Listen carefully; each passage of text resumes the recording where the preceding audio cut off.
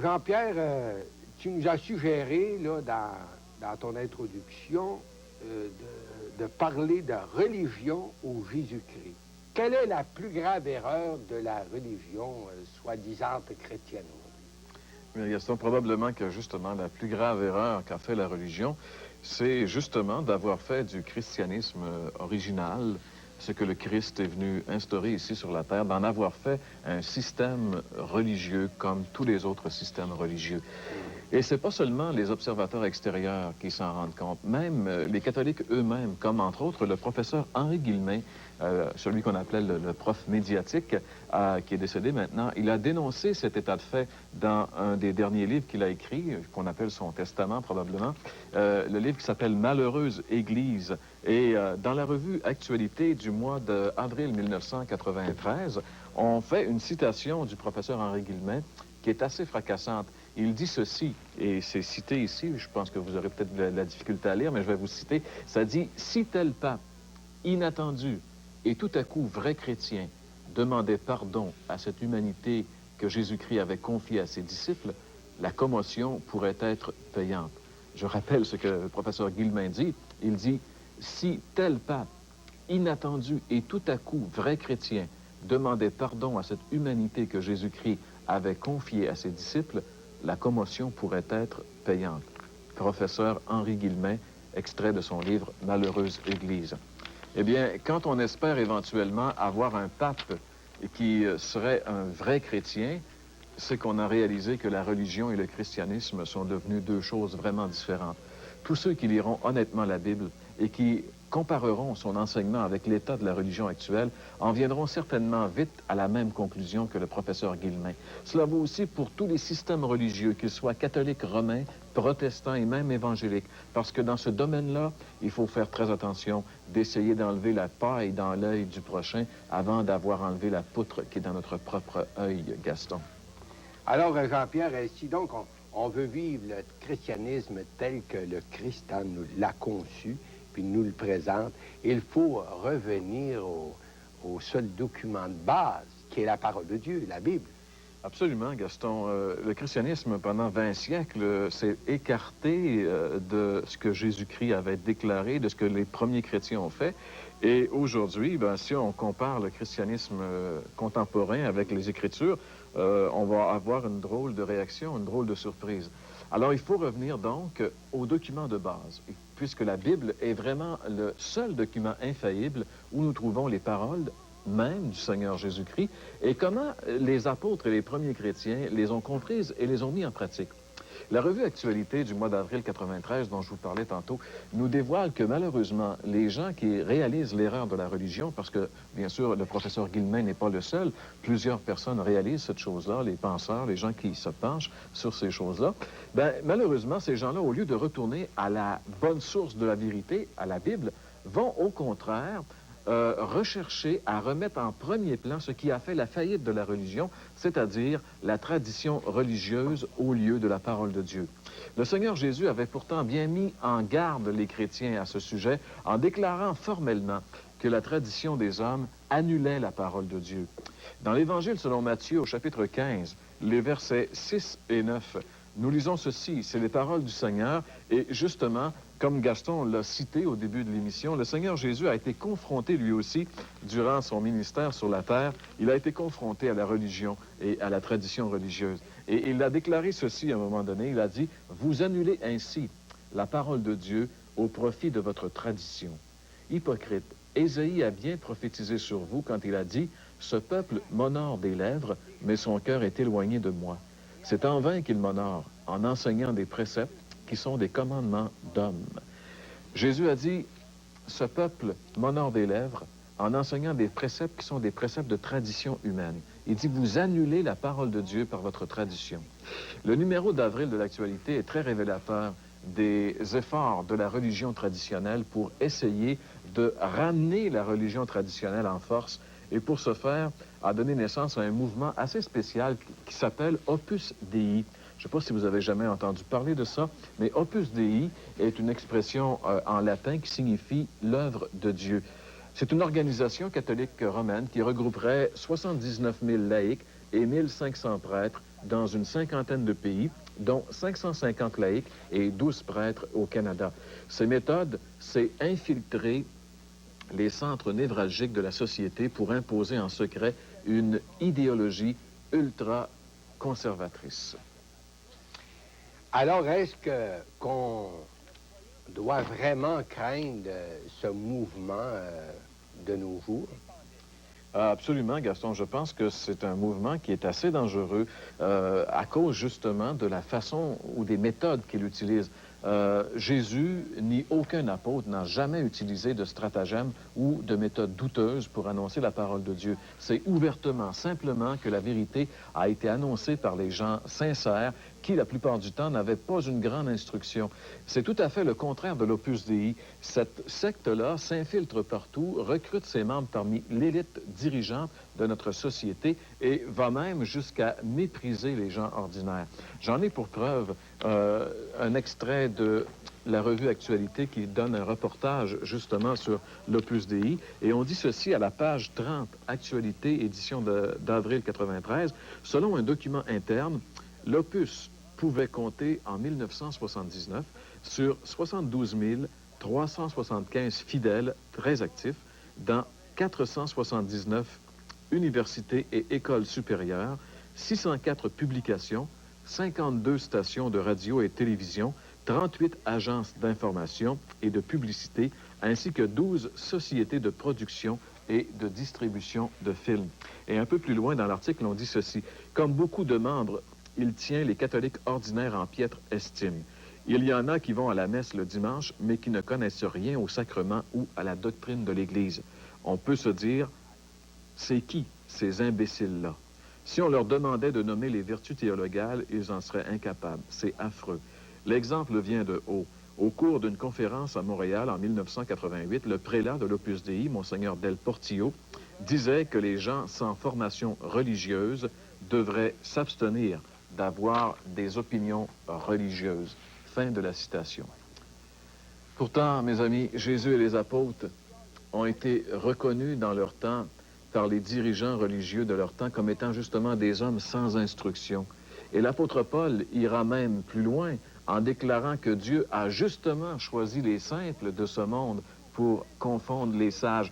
Dieu a fait exprès pour choisir des gens qui n'ont pas beaucoup d'instruction, des gens qui sont simples, afin justement que les sages de ce siècle soient confondus. J'aimerais qu'on lise ensemble un merveilleux passage à ce sujet. Dans la première lettre de Paul aux Corinthiens, à partir du verset 26, il dit ceci. « Considérez, frères, que parmi vous qui avez été appelés, il n'y a ni beaucoup de sages, selon la chair, ni beaucoup de puissants, ni beaucoup de nobles. Mais Dieu a choisi les choses folles du monde pour confondre les sages. Dieu a choisi les choses faibles du monde pour confondre les fortes. Et Dieu a choisi les choses viles du monde, celles qu'on méprise, celles qui ne sont point, pour réduire à néant celles qui sont, afin que personne ne se glorifie devant Dieu. » Alors la Bible est très catégorique ici. Dieu a choisi exprès les choses viles, les choses simples, les choses folles, les choses que le monde considère comme folles. On peut constater à nouveau qu'il y a une grande différence entre les méthodes de Dieu et celles des hommes religieux, comme celle de l'Opus Dei, entre autres. Comme ça, c'est quand même vrai qu'on doit craindre les effets de tels mouvements. Et ici, c'est comme tel. À part leur méthode, est-ce que les gens de cette secte propagent d'autres erreurs? Oui, absolument, Gaston.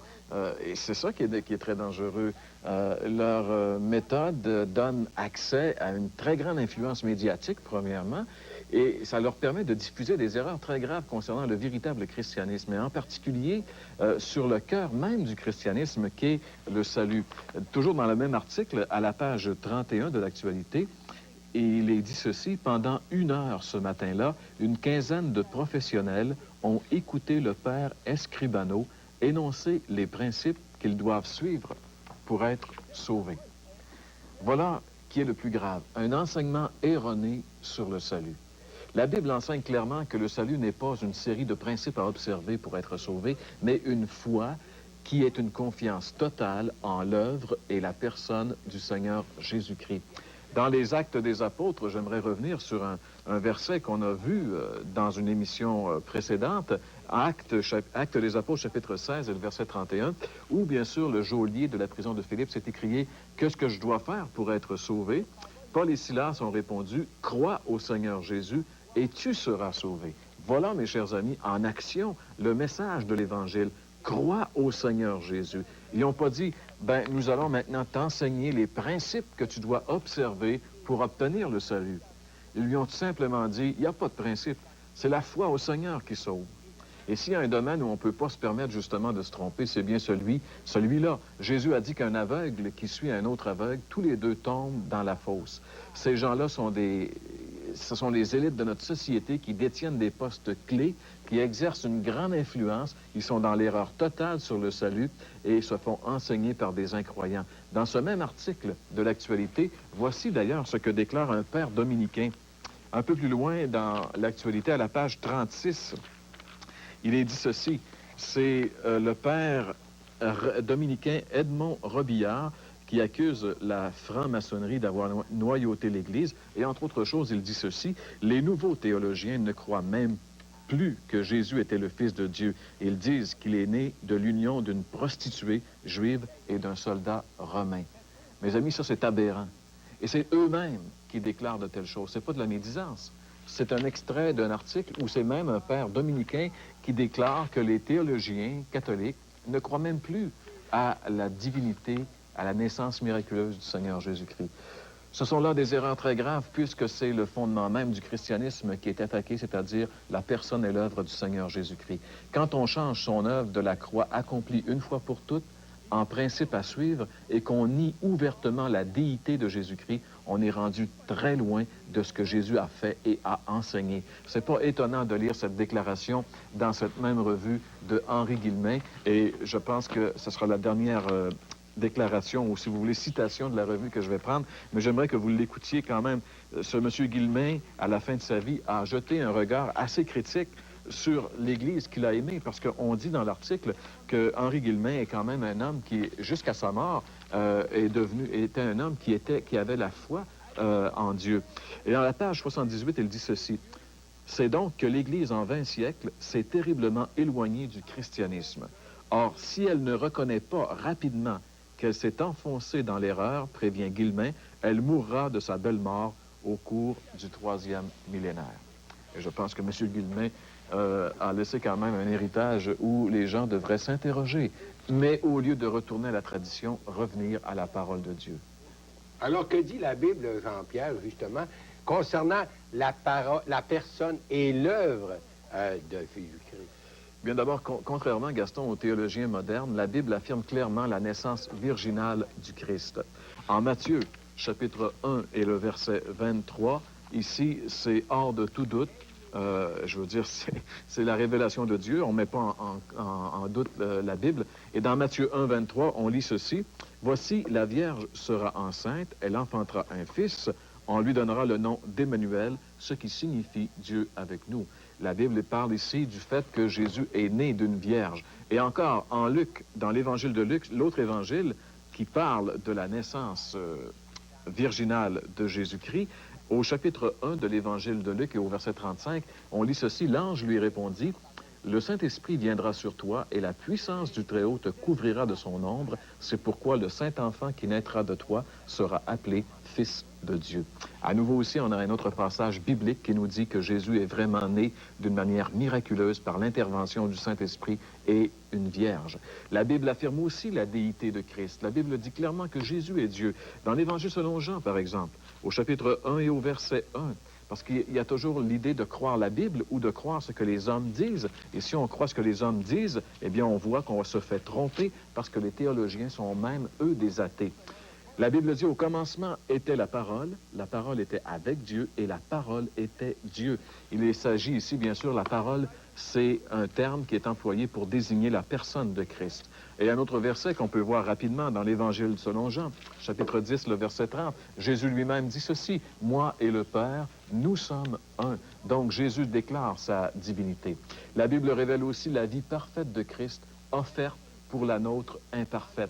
Et c'est ça le salut, mes chers amis. Dans la première lettre de Paul aux Corinthiens, chapitre 5 et au verset 21, l'apôtre dit ceci, et parlant de Christ, il dit, « Lui qui n'a pas commis le péché, il est devenu péché pour nous, afin que nous devenions en lui justice de Dieu. » Par conséquent, la Bible proclame l'œuvre du salut accompli parfaitement une fois pour toutes. Donc, selon la Bible, le salut, ce n'est pas une série de principes qu'il faut accomplir, mais la foi dans l'œuvre unique accomplie parfaitement une fois pour toutes à la croix.